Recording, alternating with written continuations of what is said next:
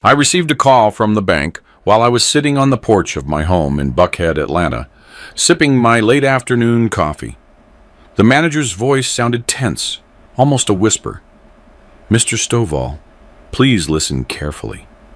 We don't think that's you in here. Your son is at the branch right now with a man who looks remarkably like you, trying to withdraw a substantial amount of money from your primary account." I felt the mug slip from my hands, shattering on the deck. "That's impossible," I replied, my voice cracking. "I'm right here at home." The woman continued, "I know, sir. That is why I called you. They are presenting documents, IDs. Everything looks legitimate, but something just feels off. I need you to get here immediately." I hung up the phone and ran to my SUV, my heart racing. 15 minutes later, I arrived with 2 police cruisers I had called on the way. But the scene in front of me left me completely paralyzed.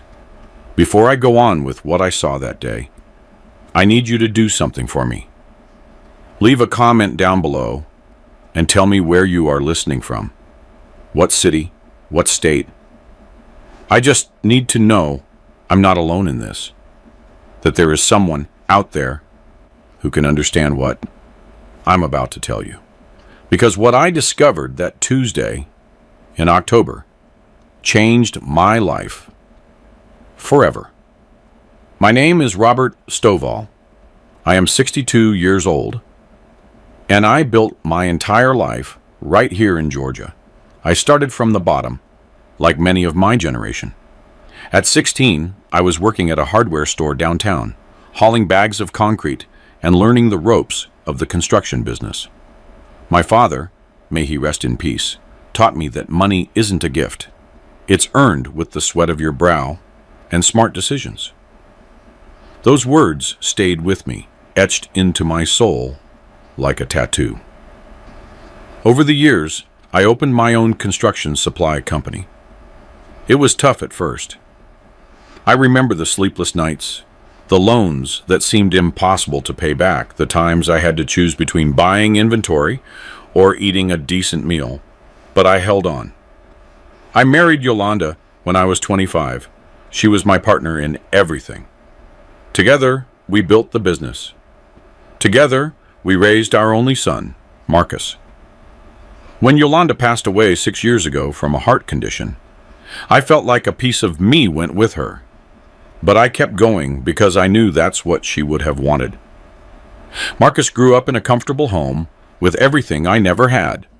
He studied business administration at Morehouse College. He was a brilliant kid, or so I thought.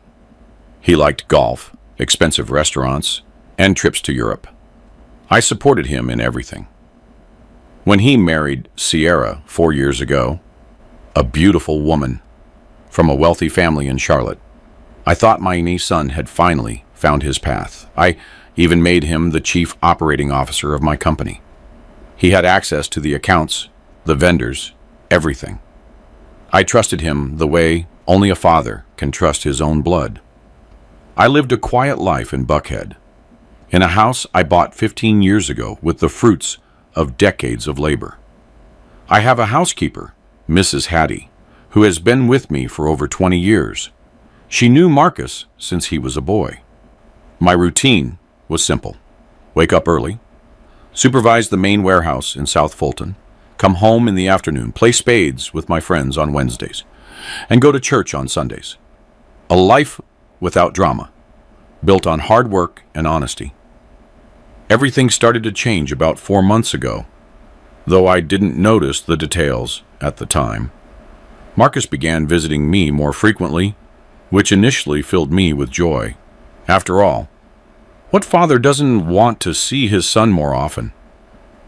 He would show up on weekends with Sierra, always smiling, always asking how I felt, if I needed anything. "Pops, you're not young anymore," he'd say, patting me on the back. "You need to take better care of yourself. At your age, anything can happen." At first, I took it as affection. Sierra would prepare special herbal teas for me, claiming they were good for my blood pressure. Marcus insisted on driving me to the doctor, reviewing my medications, being present at every consultation. "We just worry about you, Dad," he'd say with that smile I'd known since he was a toddler. "You're all I've got." But there was something in his eyes that didn't quite sit right with me. A certain urgency, a poorly hidden anxiety. When we talked business, he always steered the conversation toward my retirement, the need to simplify my life, and handing over total control of the company to younger hands. "You've done your part, Dad. Now let me carry the weight. You just enjoy yourself."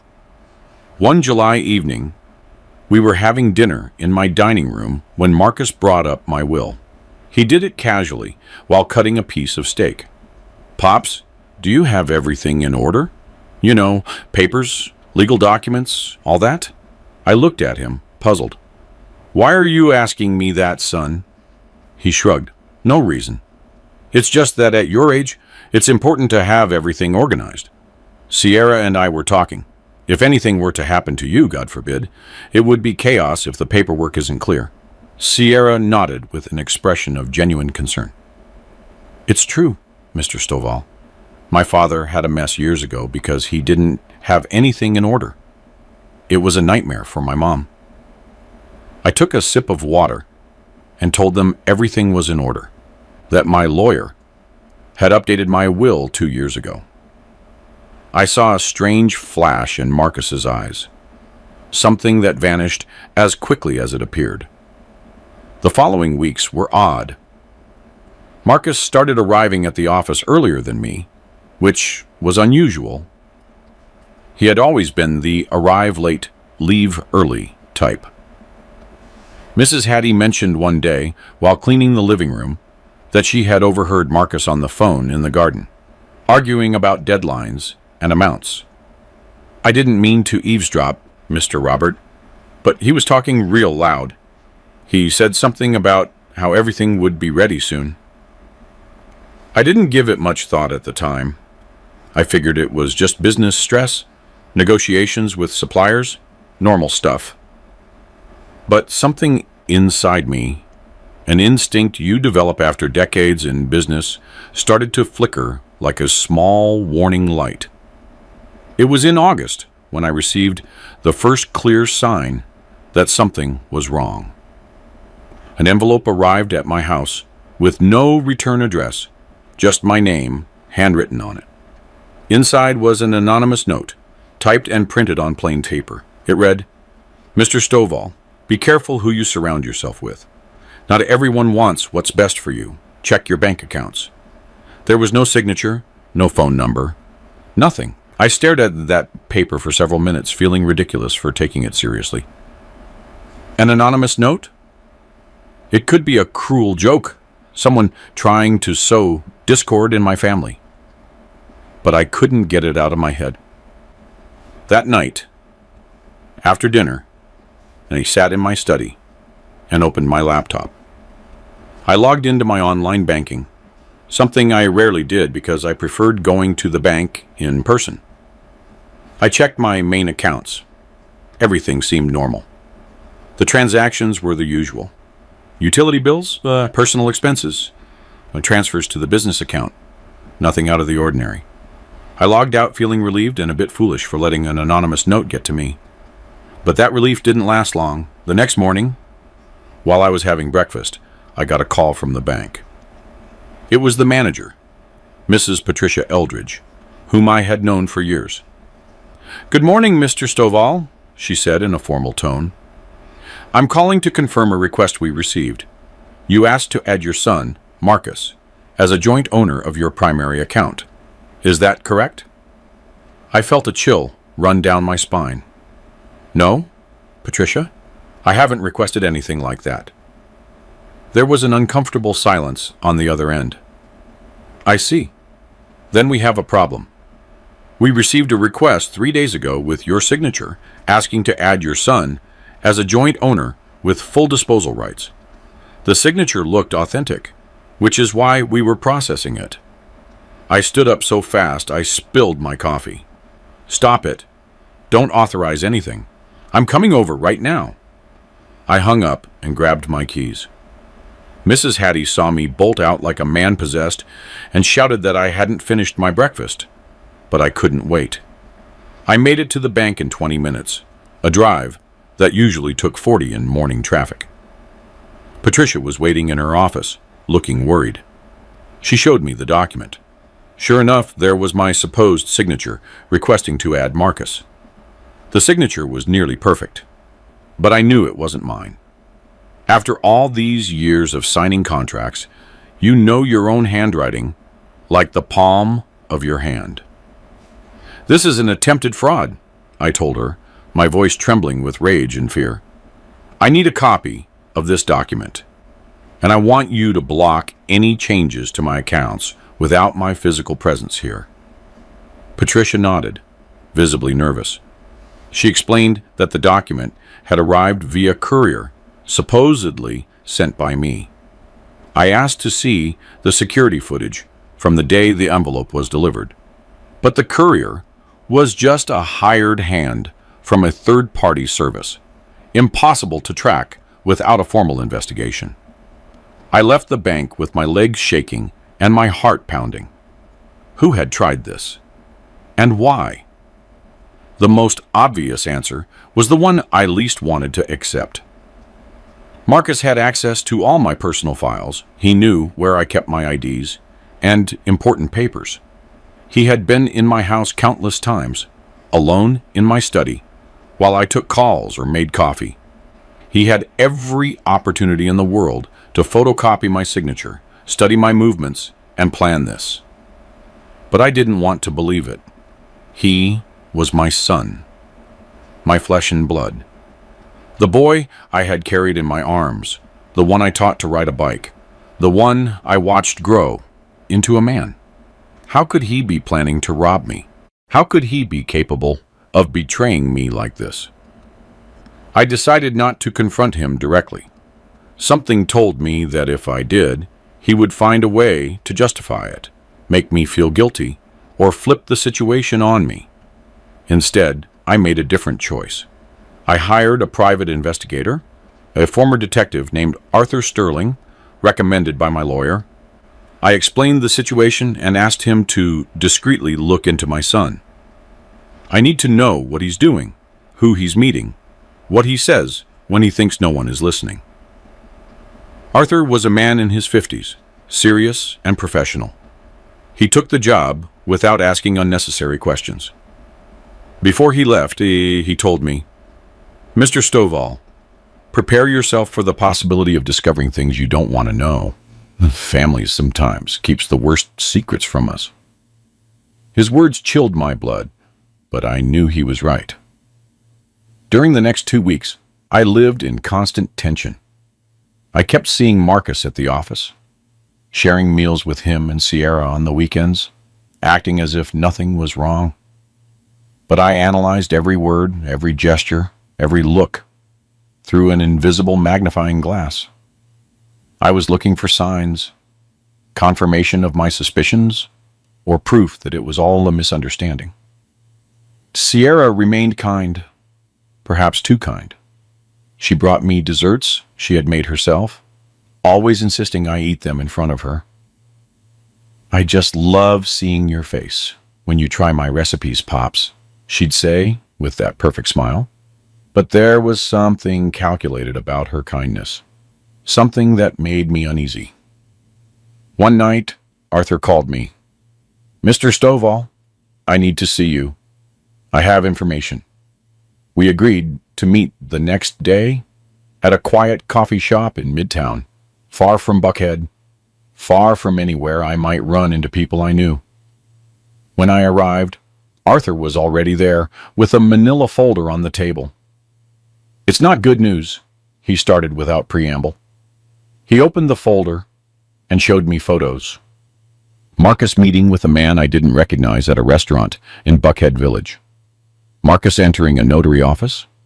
Sierra visiting a high-end jewelry store, buying expensive items and paying in cash. "Your son has major debts, Mr. Stovall," He owes over $200,000 between credit cards and personal loans. Sierra also has a lifestyle that far exceeds the salary you pay them. I felt like the world was collapsing on me. 200,000. Arthur nodded. And there's more. This man. He pointed to the photo of the stranger. His name is Darnell Finch. He's a known forger in certain circles, specializing in documents, signatures, and IDs. He has a criminal record for fraud. I stared at that photo, unable to fully process what I was seeing. My son meeting with a criminal. My son planning something against me. There's more, Arthur continued. We've been monitoring his phone calls through a contact I have. Your son has been making frequent calls to this Finch guy. And also to an insurance company. He was asking about life insurance policies, about amounts, about beneficiaries. The coffee I had ordered went cold in my hands. Life insurance. My policy had Marcus as the sole beneficiary for an amount of $1 million. It was something I had set up years ago when Yolanda was still alive, thinking about protecting my family's future. I never imagined that document could become a motive for my own son to wish for my death. What else do you have? I asked, my voice barely audible. Arthur pulled more papers from the folder. They were transcripts of phone conversations. I read a few lines and felt nauseous. Marcus talking to Sierra. It's almost ready. The old man doesn't suspect a thing. Finch says in 2 weeks, Max will have full access to the accounts. Sierra responded, and the other thing, Marcus? If something goes wrong with the bank, we have Plan B. No one will suspect. At his age, with his high blood pressure, anything can happen. I closed my eyes and breathed deeply, trying not to get sick right there in the shop. My son was planning to rob me, and if that didn't work, he had a Plan B that obviously involved hurting me. How had it come to this? At what point did I lose my son? I need more evidence, I told Arthur with determination.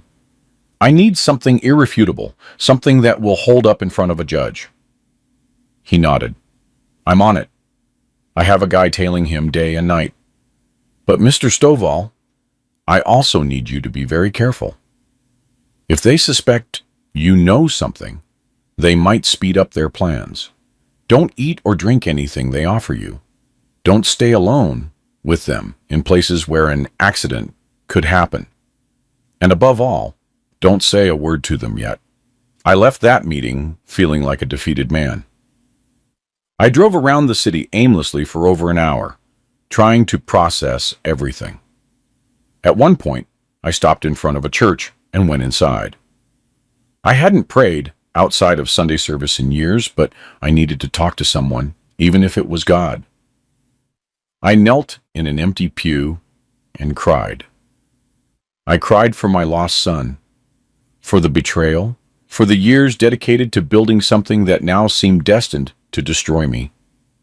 When I got home that night, Mrs. Hattie was waiting for me, looking concerned.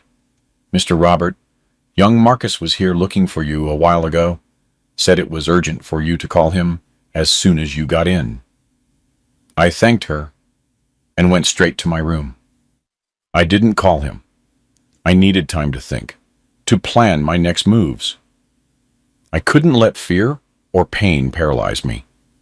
If my life as a businessman had taught me anything, it was that you always have to think with a cool head, especially in the worst crises. The next morning, Marcus showed up at my house unannounced. It was Saturday, and I was in the garden watering the plants, trying to maintain an appearance of normalcy. Dad, I called you last night. Why didn't you answer? His tone was accusatory, which was unusual for him. I fell asleep early, I lied. Did something important happen? He sat in one of the garden chairs and looked at me with an expression I couldn't quite decipher. We need to talk about the company, Dad. I think it's time you made some legal changes. transfer the ownership to my name for tax purposes. It would save us a lot in taxes and make operations easier. He said it with such naturalness that if I didn't know what I knew, I probably would have agreed without a second thought. I'll think about it, I replied, continuing to water the plants. It's an important move. You don't just decide that overnight. I saw a flash of frustration on his face. Dad, it's no big deal. It's just paperwork. My lawyer can prepare everything. You don't even have to worry about the filings. He was pushing too hard, and that confirmed everything Arthur had discovered. I said I'll think about it, Marcus. My tone was sharper than usual. He stood up abruptly. Fine, Dad, whatever you say, but I don't understand why you're being so suspicious. I'm your son, remember? Those last words hurt more than anything else, because it was precisely because he was my son that the betrayal felt like a knife being driven slowly into my chest.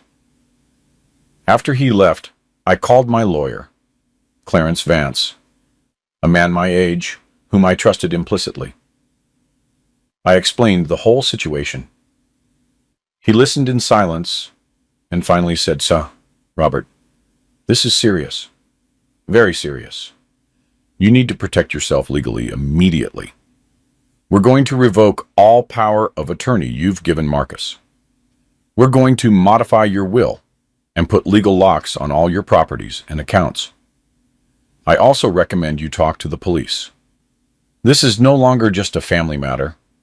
It's a crime in progress." I followed his advice. In the following days, with Mr. Vance's help, I revoked every power Marcus had over my assets.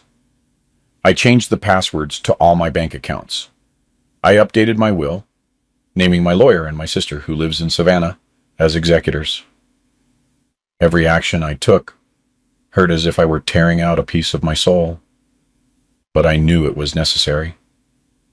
Arthur continued his investigation. He delivered reports every 2 days. The evidence piled up. Photos of Marcus meeting Darnell Finch in different spots, recordings of conversations where they discussed the timeline and the perfect opportunity, records showing Sierra had been searching for information online about poisons that mimicked natural heart attacks. Each new piece of proof sank me deeper into despair. One night, I was in my study reviewing documents when I heard strange noises in the garden. It was almost 11 at night. Mrs. Hattie had already gone home. I peeked through the window and saw a shadow moving near the back door. My heart started thumping. I grabbed my phone, ready to call 911, but the shadow disappeared. The next day, I checked the security cameras I had discreetly installed the week before. In the video, you could clearly see someone trying to force the lock on the back door. The person was wearing a cap and a mask, impossible to identify for certain. But from the build and the movements, I was almost sure it was Marcus or someone he sent. I called Arthur immediately. "They're not being subtle anymore," he said after watching the video. "This is accelerating. Mr. Stovall, I think it's time to set a trap. But we need them to take the next step to fully incriminate themselves." I asked Arthur what he had in mind, and his plan was risky, but smart. "We need them to try something concrete, something they can't deny. We already have evidence of conspiracy, but we need to catch them in the act. Otherwise, a good lawyer could argue that it's all circumstantial, that the conversations were misinterpreted." He was right. I knew enough cases of criminals walking free on legal technicalities. "What do you propose?" I asked, though a part of me feared the answer. Arthur leaned back in his chair and lit a cigarette, something he didn't usually do in our meetings. That told me what he was about to say was serious. "We're going to give them an opportunity they can't resist. You're going to pretend you're sick, that you had a minor but worrying health episode. You're going to tell them the doctor recommended you get your affairs in order. That will make them anxious. They'll think the perfect chance has arrived sooner than expected. The idea made my stomach churn, using my own health as bait to catch my son. But I knew I didn't have many options. And then what? Arthur stubbed out the cigarette and looked me straight in the eye. Then we wait. They're going to try something. Probably speed up their plans with the bank or the documents. We're going to be watching every move. When they take the final step, we catch them red-handed with the police and everything. Irrefutable evidence. I agreed to the plan, though every fiber of my being screamed that this shouldn't be happening. 3 days later, on a Wednesday afternoon, I called Marcus. I tried to sound weak, scared. Son, I need you to come over. I had an episode this morning. The doctor says my blood pressure is through the roof, said I had a warning sign. He gave me new meds, but he's worried. There was a silence on the other end that felt eternal. Are you okay, Dad? He finally asked. And I swear, I couldn't tell if there was genuine worry or anticipation in his voice. Yes, but I got really scared. The doctor says at my age, these things are serious warnings. I need to talk to you about some legal matters, about the company, about everything. I heard him breathe deeply. I'm coming over right now. Don't move, don't do anything. I'll be there in 30 minutes. I hung up the phone with my hands shaking. Arthur was hiding in the utility room, listening to everything through a microphone he had placed on. Perfect, Mr. Stovall. Now comes the hard part. You have to act like you're really weak, scared. Let him talk. Let him feel in control. I nodded, though I didn't know if I could pull off acting with my own son. Marcus arrived exactly 30 minutes later, accompanied by Sierra. That surprised me a bit. I didn't expect her to come, too. They walked into the living room, where I was sitting in my favorite armchair, a blanket draped over my legs, to give the image of a frail, sick man. Pops, how are you feeling? Marcus knelt beside me, taking my hand. His eyes studied me with an intensity that made me uncomfortable. Scared, son. Very scared. When you feel like your heart is stopping, even for a second, you realize life can end at any moment. I saw him exchange a look with Sierra. She sat on the sofa across from us, her hands perfectly placed on her lap like a porcelain statue. That's why I called you. I need to put everything in order. I don't want there to be problems if something happens to me. Legal fights, none of that. Marcus squeezed my hand harder. Don't say those things, Dad. You're going to be fine. But yeah, you're right. It's better to have everything organized. Sierra nodded from the sofa. Mr. Stovall, we're going to take care of you. Don't worry about a thing. Marcus and I are here for whatever you need. Her voice was sweet as honey, but I had already learned that honey can hide poison. I told them I wanted to make some changes to the company documents, that I was considering making Marcus the sole legal owner, so everything would be easier if I were to pass. I saw my son's eyes light up, though he tried to hide it. Dad, if that's what you want, I support you, but there's no rush. Okay, focus on your health first. But his tone said the opposite. There was poorly masked urgency in every word. No, son, I want to do it fast. Your lawyer can prepare the papers this week. Marcus stood up with a smile that tried to be reassuring. Of course, Dad. I'll call him first thing tomorrow. We'll have everything ready in 2 or 3 days. But promise me you'll rest, take your medicine, and look after yourself. He promised he would take care of everything, that I didn't have to worry about a thing. After they left, Arthur came out from his hiding spot. They took the bait. Now they're going to rush. Mr. Stovall, the next few days are going to be crucial. Don't eat or drink anything they bring you. Nothing. and keep your phone on you at all times. I asked him how much longer I'd have to live this nightmare. He shook his head. Not long. Very soon. They won't wait. They'll try something this very week. He was right. The next morning, Marcus showed up early, with a thermos of coffee. I brought your favorite, Pops. Black coffee with a hint of cinnamon, just the way you like it. He offered it to me with a smile that in another time would have filled me with affection. But now I only saw a falsehood. Thanks, son. Leave it on the table. I'll have it in a bit. Right now, I'm drinking the tea the doctor prescribed. I saw a flash of frustration on his face. Dad, that tea tastes awful. This coffee will make you feel better, he insisted. Pushing the thermos toward me, I shook my head. The doctor was clear. No coffee for a few days. Just tea and water. Marcus set the thermos on the table with more force than necessary. Suit yourself. He stayed for a few more minutes, talking about unimportant things, but his gaze kept drifting back to the thermos, as if he expected me to change my mind. When he left, I called Arthur. He arrived in less than an hour with a portable lab kit. He took a sample of the coffee from the thermos and analyzed it right there.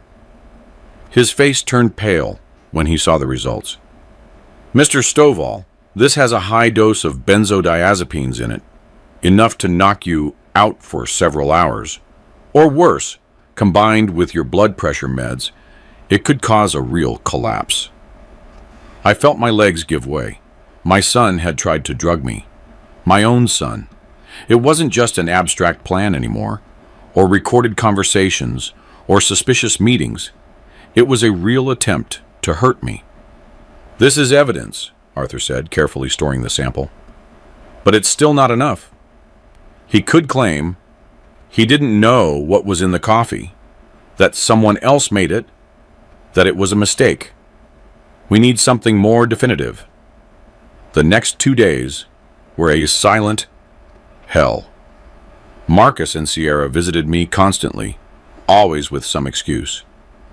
They brought food, drinks, medicines supposedly recommended by specialists they had consulted. I politely rejected everything, inventing that the doctor had put me on a very strict diet. I could see them getting more and more frustrated. On Friday night, I got a call from Marcus. Dad, we're going to your house early tomorrow. My lawyer has all the papers ready for the company transfer. We just need your signature and a notary who's coming along. Does 10 in the morning work for you? His voice sounded strangely animated, almost euphoric. I told him it was fine, that I'd be waiting. After hanging up, I sat in my study for hours, looking at the photos on the wall. Marcus as a toddler on his first day of school. Marcus at his college graduation. Marcus at his wedding. At what point did everything go wrong? At what point did the boy I raised turn into this? Arthur arrived near midnight to finalize the details of the operation. Tomorrow is the day. They're going to try something final. I have 6 undercover officers ready to intervene at the exact moment. I also have microphones and hidden cameras throughout the house. Everything that happens tomorrow will be recorded. He explained that I had to let things go as far as possible before the police intervened, so there would be no doubt about their intentions. I didn't sleep that night. I stayed awake, walking through the house, remembering the good times, remembering Yolanda, wondering what she would think of all this. She had always adored Marcus. She had pampered him, perhaps too much. Had we created this monster? Or is greed simply something that sleeps in some people until they find the chance to wake it up? At 9 in the morning on Saturday, Mrs. Hattie arrived, as usual. I had asked her to come, even though it was the weekend. I needed another witness in the house. She noticed my nervousness. "Mr. Robert, are you all right? You look real pale." I told her I had slept poorly, that I was just a bit anxious about the meeting. She nodded, but she looked at me with concern. Marcus arrived right at 10, accompanied by Sierra and a man who introduced himself as Mr. Morales, his lawyer. He was a guy in his 40s with an expensive suit and a smile that didn't reach his eyes. "Mr. Stovall, it's a pleasure to finally meet you. Marcus has told me so much about you." We sat in the dining room where they spread out several documents. Mr. Morales began explaining the paperwork. They were documents for the total transfer of the company to Marcus's name, broad powers of attorney giving him control over all my bank accounts, and a new will that basically left everything to him immediately. "It's a very simple process, Mr. Stovall. We just need your signature in these marked places. The notary will be here in a few minutes to witness it." I took the documents and started reading them slowly. I could feel Marcus's impatience, though he tried to hide it. "Pops, don't worry so much about the fine print. It's all standard, exactly what we talked about." But I kept reading, buying time. Arthur had told me to wait for a specific signal before signing anything. The signal was that he would ring the doorbell twice in a row. Sierra stood up and went toward the kitchen. "Mr. Stovall, can I make you some coffee while you review the papers?" I shook my head. "No thanks, I'm fine." But she had already gone into the kitchen. I heard her opening the cabinets, looking for things. Mrs. Hattie came into the dining room and whispered in my ear, "Mr. Robert, the lady is putting something in a coffee cup." I saw her taking a small white packet out of her purse. My heart hammered. I gave Mrs. Hattie a discreet signal to get out, to leave the house. She understood and slipped out the back door without the others noticing. Sierra returned with a steaming cup of coffee. "Here it is, Pops. I put sugar in it just the way you like." She set it in front of me with a perfect smile. I looked at the cup, then I looked at her. In her eyes, there was something cold and calculated. "Thanks, Sierra. But like I told Marcus, the doctor forbade me from having coffee." She forced a smile. "Oh, Pops, one little cup won't hurt. Besides, you're about to sign important documents. You need to be alert and focused."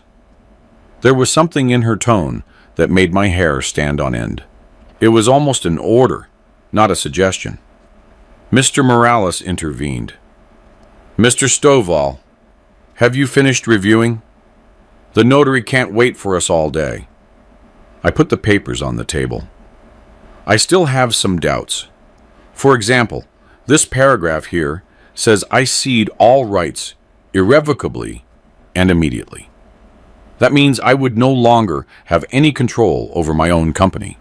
Marcus leaned forward. "Dad, it's just a legal technicality.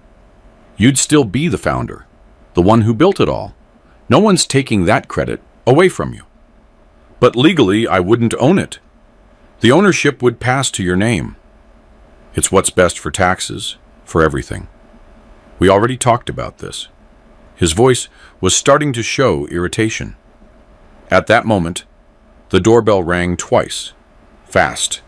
It was Arthur's signal. I stood up from the chair. "I'll get it. Must be the notary." Marcus stood up too. "I'll go, Dad. You stay seated. Rest." But I was already walking toward the door. I opened it, and there was Arthur accompanied by 4 undercover officers. "Good morning, Mr. Stovall," Arthur said loudly. "These officers need to ask a few questions to the people in your house." Marcus appeared behind me, and his face went completely white when he saw the police. "What's going on here?" His voice was high and nervous. The officers entered the house. One of them, a detective named Thorne, showed a warrant. "We have a search and arrest warrant. There is evidence that fraud and attempted murder are being committed at this address." Sierra let out a scream from the dining room. Mr. Morales tried to slip out the back door, but 2 officers stopped him. "This is a mistake," Marcus shouted. "Dad, tell them it's a mistake." "What did you tell them?" I turned to look at him, and for the first time in weeks, I looked him straight in the eye, without pretending, without acting. "I told them the truth, Marcus. I told them my own son is trying to rob me and kill me." I saw his expression shift from disbelief to panic. The officers began collecting evidence. They took the coffee cup Sierra had prepared, searched her purse, and found 2 packets of white powder that turned out to be the same sedative found in the thermos coffee days before. They found forged documents in Mr. Morales' briefcase, including IDs with my photo, but with fake signatures. Marcus fell to his knees in front of me. "Dad, please. This got out of hand. I never wanted to hurt you. I just needed the money. The debts were killing me. Please, Dad, I'm your son." Tears were streaming down his face, but I didn't know any more if they were genuine or calculated. "Precisely because you are my son," I replied, my voice breaking. "This hurts more than you can imagine." Sierra tried to run for the door, but an officer caught her. "It was all his idea," she screamed, pointing at Marcus. "He made me do it. I didn't want any part of this." Marcus looked at her with pure hatred. "You were the one who suggested the life insurance. You were the one who found the forger." They began accusing each other, tearing down any facade of unity they had maintained. Detective Thorne asked me to accompany him to the station to make a formal statement. Before leaving, I turned to look at Marcus one last time. He was handcuffed, sitting on the sofa with his head in his hands. I walked over to him and knelt down to his level. "How could you?" I asked simply. He looked up, his eyes red from crying. "I don't know, Dad. I don't know." At the precinct, I spent the next 6 hours recounting the whole story from the beginning. I handed over all the evidence Arthur had gathered, the recordings, the photos, the call transcripts, the analysis of the spiked coffee. The district attorney, a serious woman in her 50s, reviewed everything carefully. "Mr. Stovall, you need to know that this is going to be a long process," she explained. "Your family members will be prosecuted for aggravated fraud, forgery of official documents, and attempted murder. The evidence is solid. They will find it very hard to avoid a conviction." I asked how much time they could be facing. She did some mental math. Between 15 and 30 years, depending on how the trial goes. 30 years. My son could spend 30 years in prison. A part of me, the part that was still a father, felt an unbearable pain at that possibility. But the part that had been the victim, the part that had lived in terror for the last few weeks, knew it was just. "Is there any chance they could get out on bail?" I asked. She shook her head. "Not in cases of attempted murder. They will remain in custody until the trial." I left the station as it was getting dark. Arthur was waiting for me outside with his SUV. "How are you feeling, Mr. Stovall?" I shrugged. "I don't know. Empty, I guess. Sad, angry. All of it at once." He nodded understandingly. "It's normal. What you went through isn't something you process easily. Do you want me to take you somewhere? To a relative?" I asked him to take me home. I needed to be alone, to process everything that had happened. When we arrived, the house was silent. The lights were off. The police had already left, taking all the evidence with them. I stood in the middle of the living room, looking at the spot where, hours earlier, the operation that ended with my son's arrest had unfolded. I poured myself a glass of bourbon, something I hadn't done since Yolanda's funeral.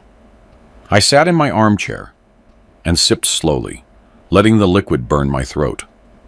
I thought about all the decisions I had made in my life, some good, some bad.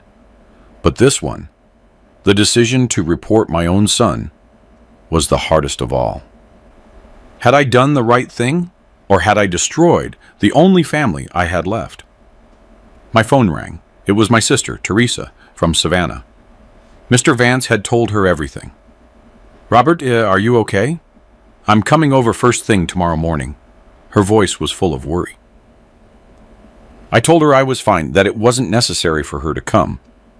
But she insisted. "You are not going to be alone in this. I'm your sister. I'll be there tomorrow." She hung up before I could protest further.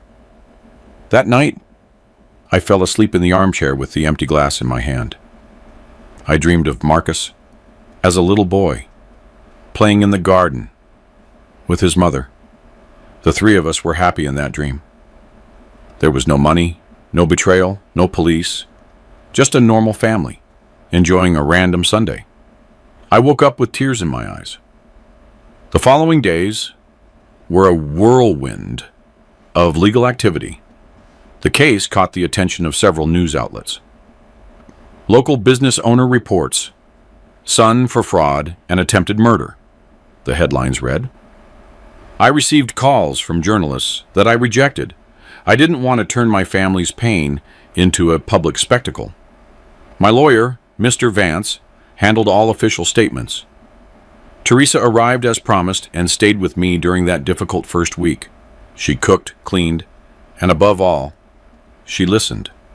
I told her everything from start to finish. She cried as she listened to my story. "I can't believe Marcus was capable of this. I watched him grow up, Robert. He was a good boy." I told her that good boys sometimes turn into greedy adults.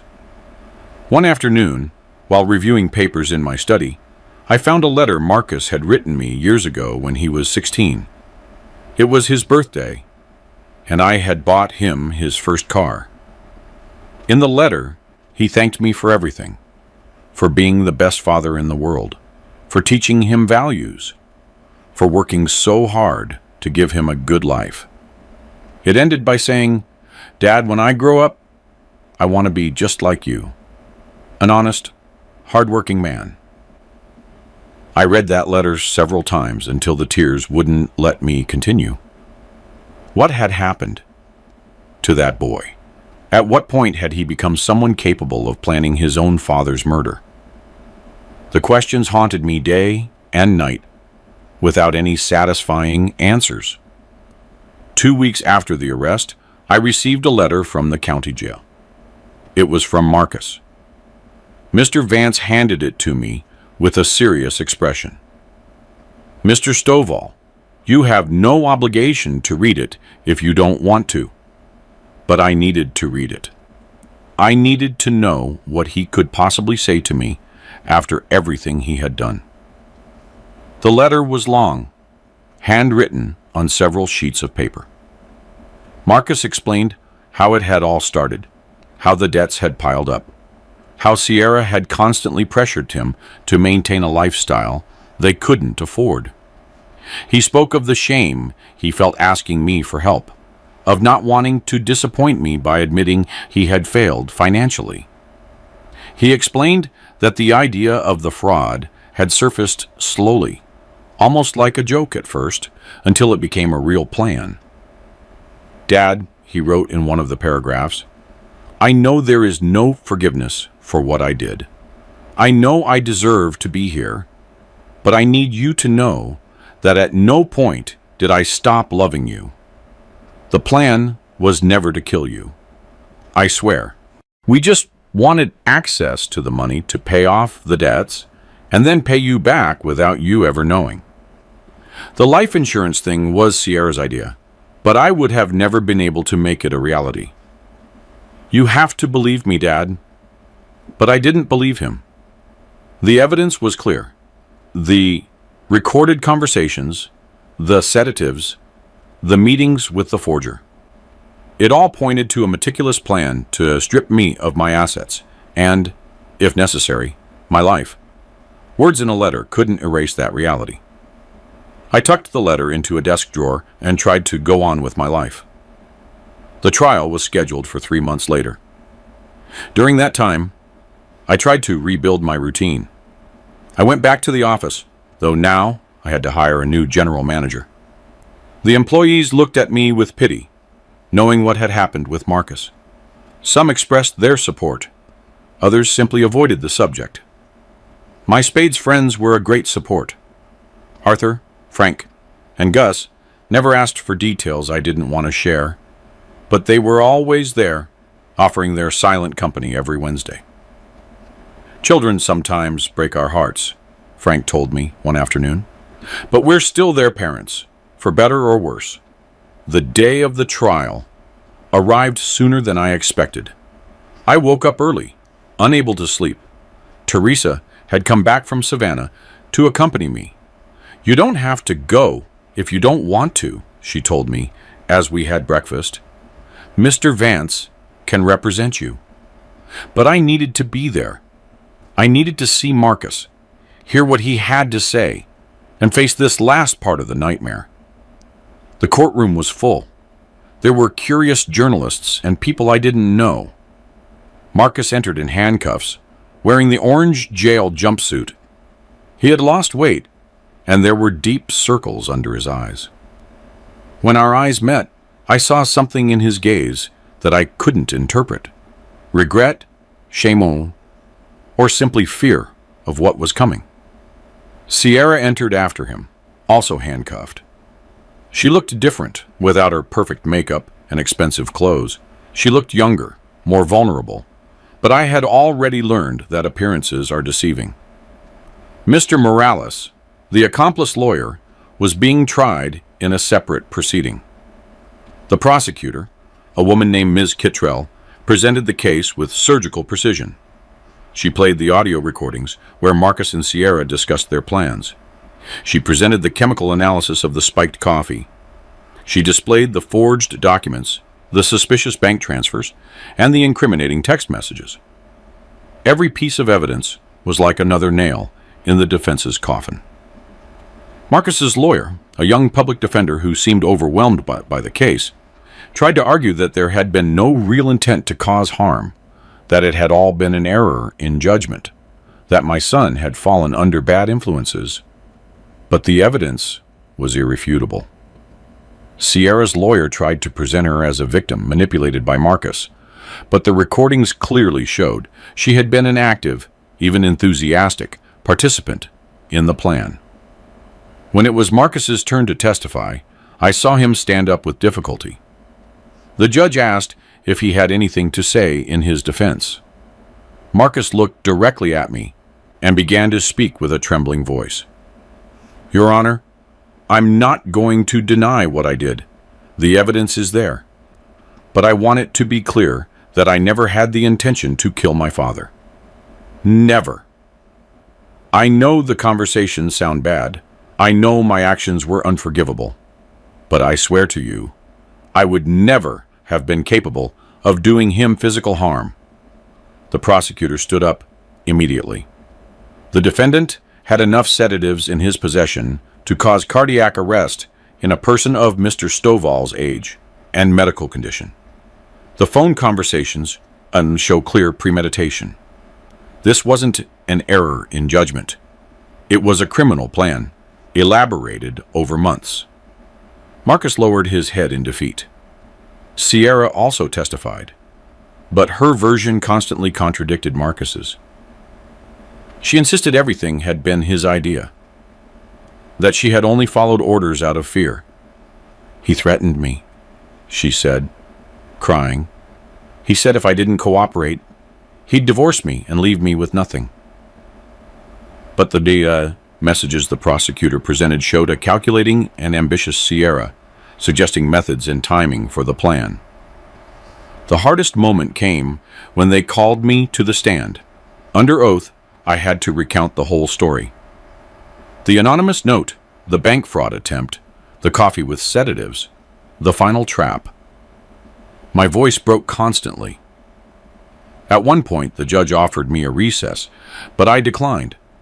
I needed to finish this once and for all. "Mr. Stovall," the defense lawyer asked during cross-examination, "is it possible you misinterpreted your son's intentions? That your paranoia led you to see threats where there were none? I stared at him. Son, when your own child tries to drug you with sedatives, when he hires forgers to steal your identity, when he plans to take your life insurance, that isn't paranoia. That is survival. The trial lasted 3 full days. Every night I returned home exhausted, emotionally and physically. Teresa would make me tea, and we would sit in silence in the living room. There wasn't much to say. The pain was too deep for words. On the last day, after hearing all the testimonies and reviewing all the evidence, the judge announced he would deliver his verdict in 48 hours. Those 2 nights were the longest of my life. I couldn't sleep, I couldn't eat. I just walked through the house like a ghost, remembering moments with Marcus, asking myself over and over where I had failed as a father. When we returned to court to hear the verdict, the room was even more crowded than before. The judge entered with a serious expression. After carefully reviewing all of the evidence presented, he began, "This court finds Marcus Stovall and Sierra Stovall guilty of the crimes of aggravated fraud, forgery of official documents, and attempted murder qualified by the family bond." I heard a muffled gasp. It was Sierra's mother, who was attending for the first time that day. Marcus simply closed his eyes and lowered his head. Sierra began to sob uncontrollably. The judge continued, "Marcus Stovall is sentenced to 25 years in prison. Sierra Stovall is sentenced to 22 years in prison. Both will pay an indemnity of $500,000 to the victim for emotional distress." 25 years. My son would spend 25 years in prison. I would be 87 when he got out, if I were even still alive by then. I felt something inside me break for good. It wasn't satisfaction I felt, nor was it justice served. It was just an immense void, a sadness so deep it threatened to swallow me whole. As the guards led Marcus away, he turned toward me one last time. His lips formed the words, "I'm sorry, Dad," but no sound came out. I didn't respond, I didn't nod, I didn't shake my head. I simply watched him walk, with difficulty, down the courtroom hallway, walking away perhaps forever from my life. Outside the court, journalists hounded me with questions. "How do you feel about the verdict? Will you ever forgive your son? Do you regret reporting him?" Mr. Vance shielded me from the cameras and microphones. No comment. Mr. Stovall needs privacy during this difficult time. Teresa quickly got me to the car, and we drove away. On the way home, I finally broke down. I cried like I hadn't cried since Yolanda died. Teresa drove in silence, letting me vent all the pain accumulated over months. "Did I do the right thing, Teresa?" I asked between sobs. She took my hand. "You did the only thing you could do, Robert. You defended yourself. No one can blame you for that." The following months were a slow recovery. I went back to my routine, but everything felt different, empty. The company kept running, the money kept coming in, but none of it seemed to matter anymore. What had I worked so hard for all my life? To end up alone? Betrayed by the only family I had left? I received several more letters from Marcus from prison. At first, I didn't open them. They piled up in a desk drawer, unread. But one night, after having more bourbon than I should have, I opened one. Marcus talked about his life in prison, how he was taking carpentry classes, and how he had started psychological therapy. I'm trying to understand how I got here, Dad. Every day I wake up, and I hate myself a little more for what I did to you. I read all the letters that night. In each one, Marcus seemed a little more regretful, a little more aware of the magnitude of his betrayal. But words couldn't undo the damage. Apologies couldn't erase the fear I had felt. The sleepless nights, the pain of knowing my own son had wanted to strip me of everything.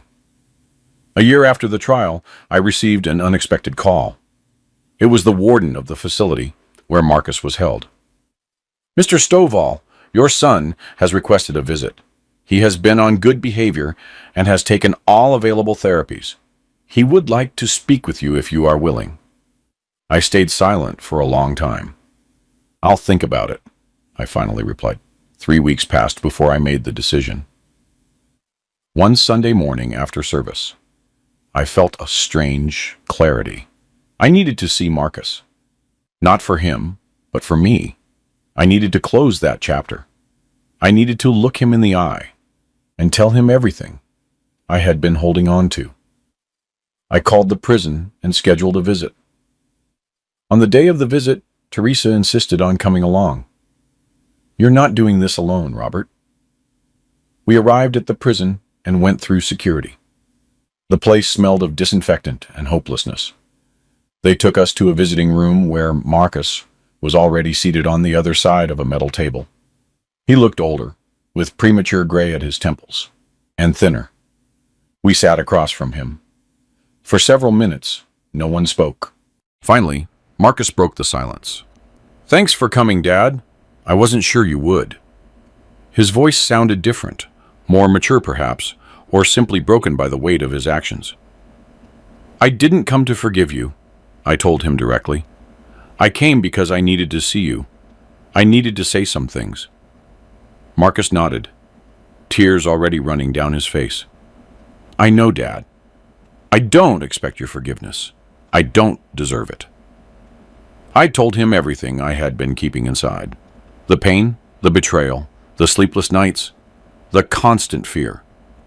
I told him he had destroyed not only our relationship, but also the memory of his mother, who would be devastated if she had seen what he had become.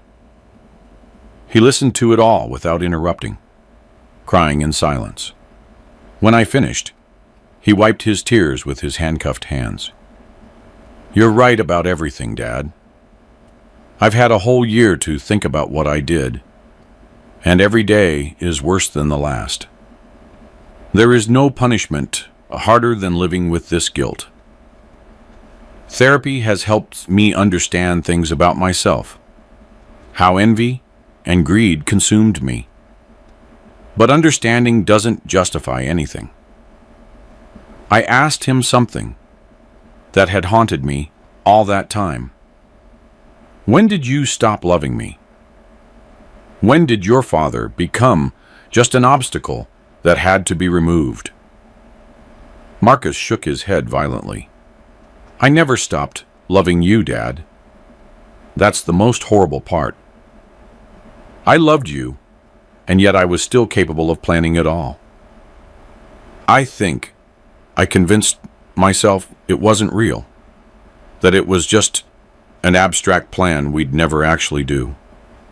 But every step brought us closer to the abyss, and I didn't have the courage to stop." Teresa, who had remained quiet, spoke for the first time.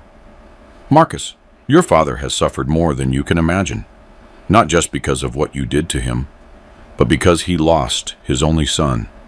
Do you understand that? For him, it's as if you died." Marcus sobbed harder. "I know, Auntie, I know. And I'd give anything to go back in time, to have asked for help when the debt started, to have been honest from the beginning." I told him about the company, how I had to hire new people, and how the employees who knew him since he was a kid now spoke of him with contempt. I told him about my insomnia, how I had to go to therapy myself, and how the betrayal of a son leaves scars that never fully heal. "And Sierra?" I asked. Do you still talk to her? Marcus shook his head. She's in the women's facility. We haven't spoken since the trial. Her family hired better lawyers, and they're appealing the sentence, trying to throw all the blame on me. I guess that's what we deserve, destroying each other after trying to destroy you. There was bitterness in his voice, but also a resigned acceptance of his fate. I've been working in the prison carpentry shop, he continued after a moment. I make furniture, small things. It's the only thing that keeps me sane. And I've been saving every cent I earn. I know I'll never be able to pay you the $500,000 from the indemnity, but at least I want to try. It's the least I can do. I looked at him for a long time, searching his face for any trace of the boy he had been, of the son I had loved unconditionally. Marcus, I finally said, I don't know if I'll ever be able to forgive you. Honestly, I don't know. But I need you to understand something. I didn't come here to give you false hope or for a reconciliation. I came because I needed to tell you face to face that what you did has no justification. The debts, the pressure from Sierra, none of that forced you to betray me that way. You made those decisions step by step. And now you have to live with the consequences. He nodded, accepting every word like the lashes they were. I know, Dad, and I don't ask for forgiveness because I know I don't deserve it. I just ask that someday, when I get out of here, if you're still alive, you give me the chance to show you I can be better. Not your son again. Maybe that isn't possible anymore. But at least a decent person. I stood up from the chair, indicating the visit was over. I'm 63, Marcus. When you get out of here, I'll be 88, if I'm even still alive. It's very likely I'll never see you outside these walls again. I saw those words crush him, but they were the truth. Use these years to become the man you should have been. Not for me, but for yourself, and for the memory of your mother. She deserved a better son. We left the prison in silence. Teresa drove home while I looked out the window, watching the city pass by. How do you feel? She asked me. I don't know, I responded honestly. Relieved, maybe. Sad, but also a little lighter. I needed to say all of that. I needed him to know exactly what he destroyed. The following months were a time of true healing. I began to accept that my life had taken a different path than I had imagined. I wouldn't have grandchildren playing in my garden. I wouldn't have Marcus to inherit the business I had built with so much effort. But I also wouldn't live in fear, looking over my shoulder, wondering if the people I loved wanted to hurt me. I made an important decision. I hired a lawyer specializing in nonprofits, and together we created the Yolanda Stovall Foundation in honor of my wife. My purpose was to help elderly people who were victims of family fraud or financial abuse. I donated a significant portion of my fortune to this cause. If my pain could serve to protect others, then it wouldn't have been completely in vain. The foundation began operating 6 months later. We offered free legal advice, psychological support, and educational programs so seniors could learn to protect themselves from scams and manipulation. In the first year, we helped over 200 people. Every story I heard was an echo of my own experience. Children stealing from their parents, grandchildren manipulating their grandparents, relatives seeing the elderly only as sources of money.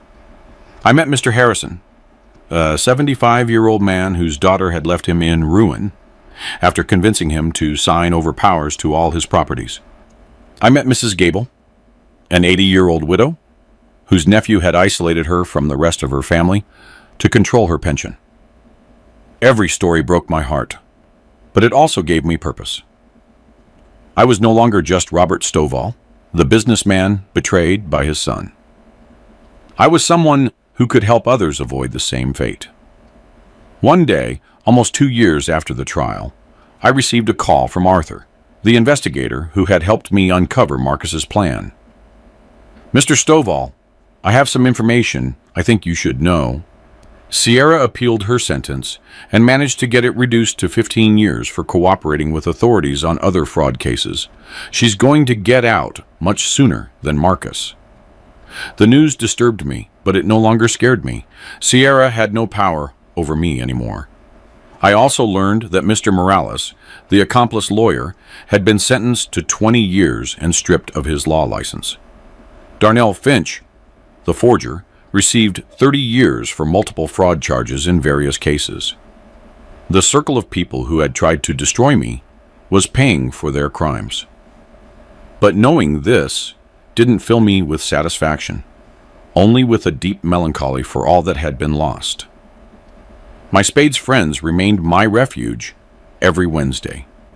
Frank told me his own family had similar issues, though not as extreme. "Kids nowadays grew up with too much comfort," he'd say while shuffling the deck. "They don't understand the value of effort, of sacrifice. They want everything now, without waiting, without working for it." His words resonated with a painful truth. On the second anniversary of the sentencing, I decided to visit Yolanda's grave. I hadn't gone in months. I knelt in front of the headstone and spoke to her as if she could hear me. "I didn't know how to raise our son, Yolanda. Or maybe we pampered him too much. Or maybe some people are just born with a void that nothing can fill." The wind moved the leaves of the trees in the cemetery, and for a moment I wanted to believe it was her responding. "But I'm trying to do something good with all this," I continued. "The foundation is helping a lot of people. Your name is making a difference. I know that would make you happy."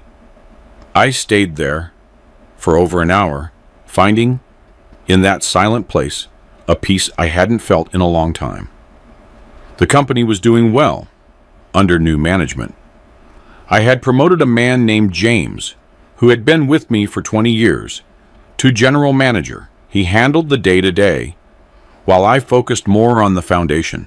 Money was no longer my priority. I had enough to live comfortably for the rest of my days.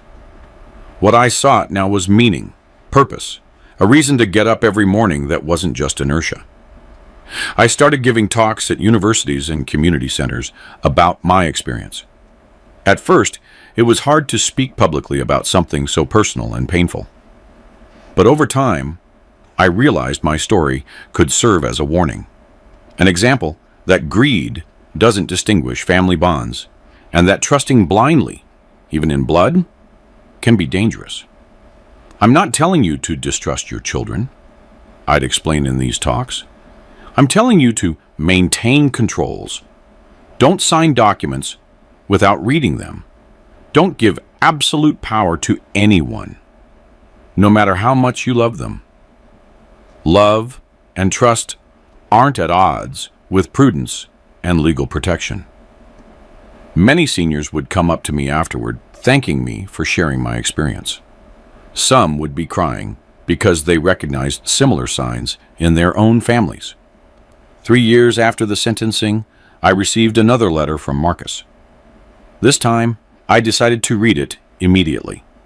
He wrote about his progress in prison, how he had finished the degree he never completed in his youth, and how he was now teaching math to other inmates. "I'm not trying to impress you, Dad," he wrote. "I just want you to know I haven't completely wasted these years. I've tried to become someone Mom wouldn't be ashamed of." For the first time, I considered responding, not to reconcile, not to forgive him, but simply to acknowledge his effort. I wrote him a short letter. "Marcus, I'm glad to hear you're using this time to improve. Your mother always believed in second chances, though I doubt she would have imagined her son would need one under these circumstances. Keep going. Do it for yourself, not for me." I sent the letter without expecting a reply. My 65th birthday arrived. Teresa organized a small celebration at my house, with my closest friends, the foundation staff, and some distant relatives. As I blew out the candles on the cake, I realized something surprising. I was happy. Not in the way I had imagined when I was young, not with the perfect family I dreamed of building, but happy in a more real, honest way. I had learned that family isn't always the one you're born into, but the one you build. Mrs. Hattie, who still worked with me and was more like a sister than an employee. Teresa, who never left me in the darkest moments. My Spades friends who provided company without asking uncomfortable questions. The foundation team, who shared my passion for protecting the most vulnerable. That was my family. Now, on a spring afternoon, as I was reviewing foundation reports in my study, the phone rang. It was from the prison. For a moment, my heart raced. Had something happened to Marcus? "Mr. Stovall," the warden said, "your son had a minor health incident. Nothing serious, but he asked us to let you know. He's in the infirmary recovering well." I asked what happened. "A respiratory infection. He's already being treated with antibiotics." I hung up the phone and stared into space. A part of me, the part that would always be a father no matter what, felt concern. But another part, the part that had learned to protect itself, remained distant. I didn't go to visit him. Instead, I called the warden after a few days to confirm he had recovered. "Yes, Mr. Stovall, your son is fine. He asked me to tell you not to worry." The years continued to pass. The foundation grew, now helping over 1,000 people annually. We published guides, created workshops, and collaborated with authorities to strengthen laws against elder fraud. My personal pain had transformed into a social movement that was generating real change. On the 5th anniversary of the sentencing, news outlets sought me out again for follow-up stories. This time, I accepted some interviews, but with one condition: that they focus on the foundation and the problem of financial abuse of the elderly, not on the morbid details of my personal story. "What happened to me doesn't define me," I said in an interview for a national paper. "What I do with that experience is what really matters." Marcus served 5 years of his sentence. He had 20 more left. I had exchanged a few letters with him during that time. Always brief, always cordial, but distant. He kept me informed of his progress. He had earned a technical certificate in carpentry. He was writing a book about his experience to warn other young people about the consequences of greed. I responded with neutral words of encouragement, without committing myself emotionally. One night, while dining alone at home, I reflected on the whole journey. From that terrible day, I received the bank call to this moment of relative peace. I had lost my son, but I had gained a purpose. I had been betrayed in the worst way, but I had survived and helped others do the same. Would I ever forgive Marcus? I didn't know.